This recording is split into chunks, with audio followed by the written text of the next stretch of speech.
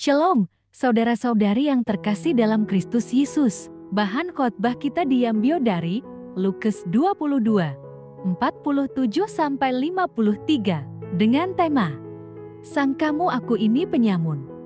Sahabatku, kitab Injil Lukas ditulis oleh Lukas yang juga merupakan rekan kerja Rasul Paulus. Lukas diduga berdarah Yunani dan berasal dari kota Antiokhia, Syria. Kitab ini ditulis sekitar tahun 60-63 Masehi dan dialamatkan kepada seorang bernama Theophilus. Tema utama dari kitab ini adalah Yesus sebagai juru selamat yang ilahi dan manusiawi.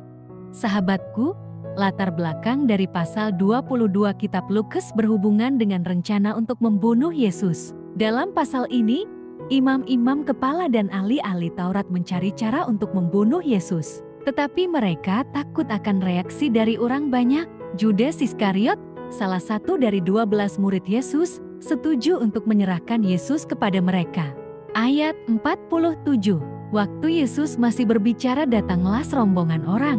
Sedang muridnya yang bernama Yudas, seorang dari ke-12 murid itu, berjalan di depan mereka. Yudas mendekati Yesus untuk menciumnya. Ayat 48, maka kata Yesus kepadanya, "Hai Yudas, engkau menyerahkan anak manusia dengan ciuman?" 49, ketika mereka yang bersama-sama dengan Yesus melihat apa yang akan terjadi, berkatalah mereka, "Tuhan, mestikah kami menyerang mereka dengan pedang?" Ayat 50, dan seorang dari mereka menyerang hamba imam besar sehingga putus telinga kanannya. Ayat 51, tetapi Yesus berkata, "Sudahlah itu." Lalu ia menjamah telinga orang itu dan menyembuhkannya. Ayat 52, maka Yesus berkata kepada imam-imam kepala dan kepala-kepala pengawal bait Allah serta tua-tua yang datang untuk menangkap dia. Katanya, "Sangkamu aku ini penyamun, maka kamu datang lengkap dengan pedang dan pentung." Ayat 53, padahal tiap-tiap hari aku ada di tengah-tengah kamu di dalam bait Allah, dan kamu tidak menangkap aku. Tetapi inilah saat kamu, dan inilah kuasa kegelapan itu. Untuk lebih memahami nats ini, mari kita dengarkan ceritanya. Saat itu, malam telah tiba di kota Yerusalem. Di kejauhan, cahaya bulan memancar dengan lembut, menerangi jalan-jalan yang sepi. Di Taman Getsemani, Yesus dan para muridnya berkumpul untuk berdoa. Mereka merasa tegang dan cemas karena mereka tahu bahwa saat-saat sulit sedang mendekat.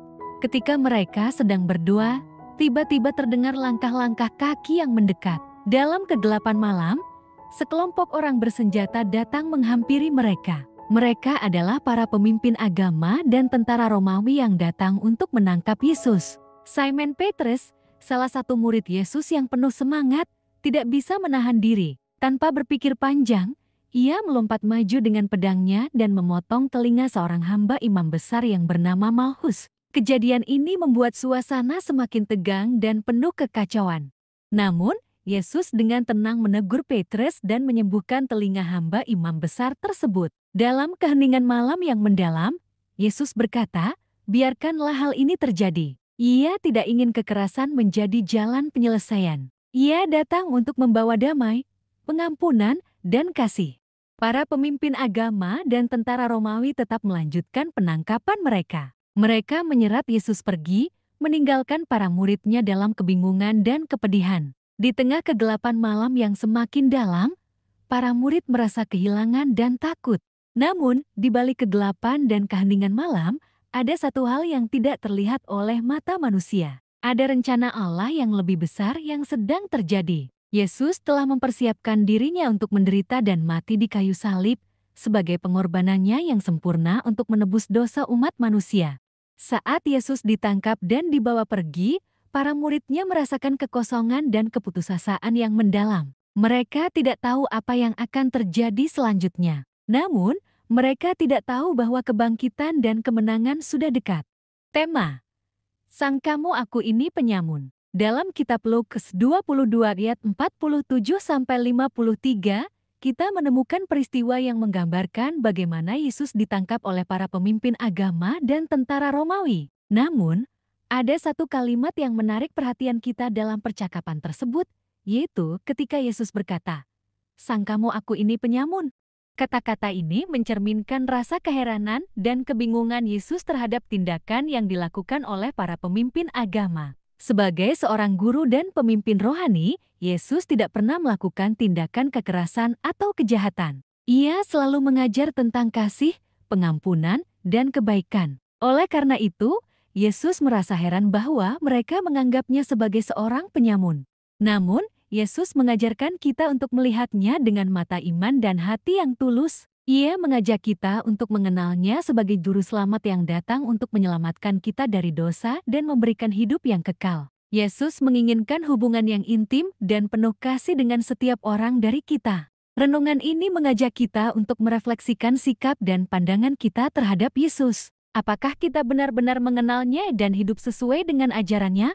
Atau apakah kita hanya melihatnya sebagai sosok yang datang untuk memenuhi kebutuhan dan keinginan kita sendiri? Marilah kita mengubah cara pandang kita dan memperlakukan Yesus dengan hormat dan penghormatan yang layak. Marilah kita mengambil waktu untuk mempelajari ajarannya dan mengamalkannya dalam kehidupan sehari-hari. Marilah kita mengasihi dan mengampuni sesama seperti yang Dia ajarkan kepada kita. Sangkamu aku ini penyamun? Pertanyaan ini mengingatkan kita akan pentingnya memahami dan menghargai Yesus dalam hidup kita. Mari kita tinggalkan sikap egois dan mengarahkan hati kita kepadanya. Dengan demikian, kita dapat mengalami transformasi hidup yang sejati dan menjadi saksi kasih dan kebaikannya bagi dunia ini. Kisah dalam kitab Lukas 22 ayat 47-53 mengajarkan kita untuk tetap percaya dan bertahan dalam iman, bahkan dalam kegelapan dan keheningan malam yang penuh pergumulan. Allah bekerja secara misterius di balik layar, mengarahkan setiap langkah kita menuju rencananya yang sempurna. Dalam keheningan malam yang mendalam, kita dapat menemukan harapan dan penghiburan dalam iman kepada Yesus Kristus. Ia adalah terang di tengah-tengah kegelapan dan kekuatan di tengah-tengah kelemahan kita. Marilah kita mempercayainya dan membiarkannya memimpin hidup kita, bahkan dalam saat-saat sulit.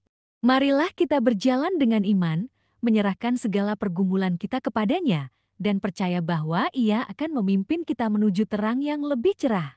Kita juga diajak untuk belajar dari kesalahan Petrus. Tindakan impulsifnya mengingatkan kita bahwa kadang-kadang kita juga dapat terjebak dalam emosi dan membuat keputusan yang tidak bijaksana. Namun, Tuhan senantiasa memberikan kesempatan bagi kita untuk bertobat dan belajar dari kesalahan kita.